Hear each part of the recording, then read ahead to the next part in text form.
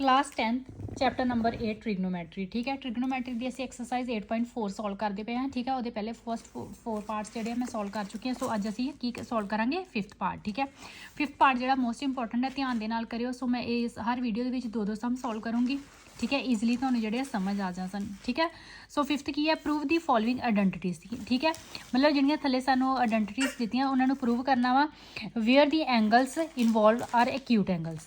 Acute angles जोड़े less than 90 होंगे। ठीक है, इनवॉल्व किए हुए। ठीक है, for which the express on are define. ठीक है, सो असीं इन्हां डिफाइन करांगे। सो फस्ट वन की है साडे कोल cosec theta minus cot theta दा होल स्केयर। ठीक है, मतलब cosec square theta minus cot square theta ਜਾਂ ਇਹਨੂੰ ਕੀ ਹੈ पूरे का स्केयर कर सकते हो। Is equal to 1 minus cos theta over 1 plus cos theta. ठीक है, आ लैफ्ट हैंड साइड होगी, सो आ राइट हैंड साइड है। मतलब ये प्रूफ की करना वा, मतलब तुहानूं आंसर ऑटोमैटिक दिता ही होया कि मतलब तुसी इस साइड नूं इस ते इक्वल लियाउणा। मतलब left hand side is equal to right hand side. मतलब तुहाडा जिहड़ा आंसर है वो की होना चाहिए, right hand side same to same right hand side वाला होना चाहिए। ठीक है, सो असीं पहलां की लवांगे left hand side. So left hand side नूं सॉल्व करके साडे कोल आंसर की होना चाहिए, जो राइट हैंड साइड पर दिता 1 minus cos theta 1 plus cos theta. ठीक है, सो देखिए हम ध्यान दे नाल मैं किवें सॉल्व करांगी। लैफ्ट हैंड साइड मेरे कोल की आ cosec theta minus cot theta दा की whole square.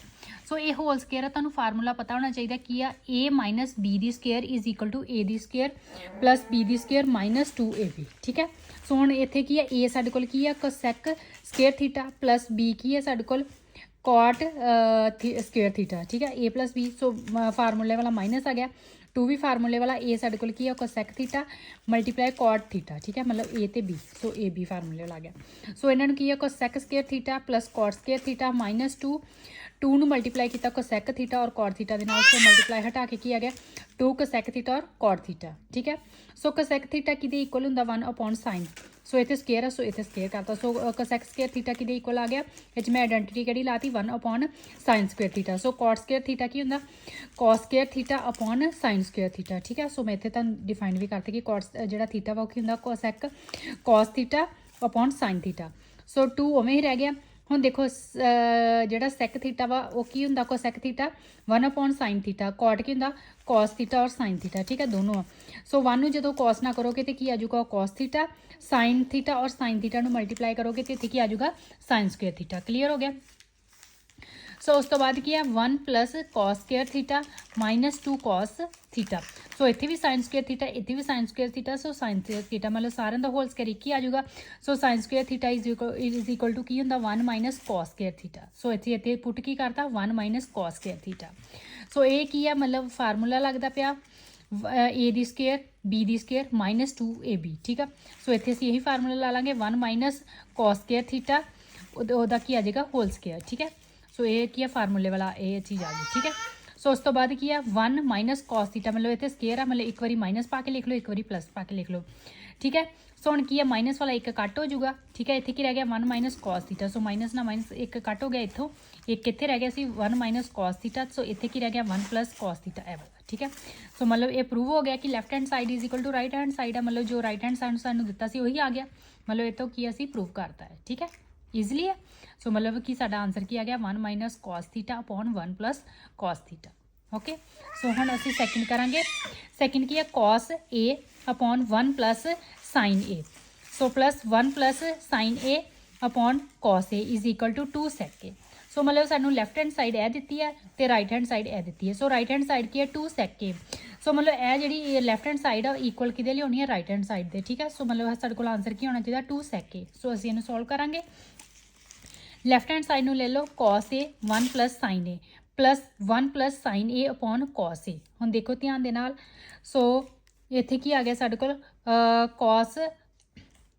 Cos the square A plus 1 minus sine square. ये मैं क्यों किया, जो कॉस नूं कॉस ना करोगे तो इत्थे की हो जाएगा कॉस दी स्केयर, इत्थे इनू इहदे नाल करोगे 1 प्लस साइन स्केयर दी। ठीक है, नले थले पूरे का असीं स्केयर मतलब ओवर करता 1 प्लस साइन ए ते कॉस ए। क्लीयर, जो तुम एलसीएम करोगे। ठीक है, सो मतलब पूरे का बनाना कॉस नूं की कीता कॉस दी स्केयर ते इनू कीता 1 प्लस साइन दी स्केयर। ठीक है, सो इत्थे साडे कोल थले फिर की आ गया सेम ही वही आ गया। ठीक है, सो इत्थे की आ गया कॉस स्केयर।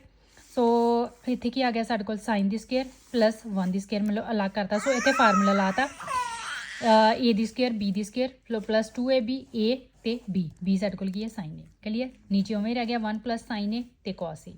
ठीक है, हाँ कुछ नहीं है। So cos square A plus sign square A 1 the square 1 plus 2 ਨੂੰ 1 ਕੀਤਾ 2 ਤੇ ਨਾਲ ਕੀ ਆ ਗਿਆ साइन ए। सो नीचे होवे 1 plus sine A cos A, ठीक है।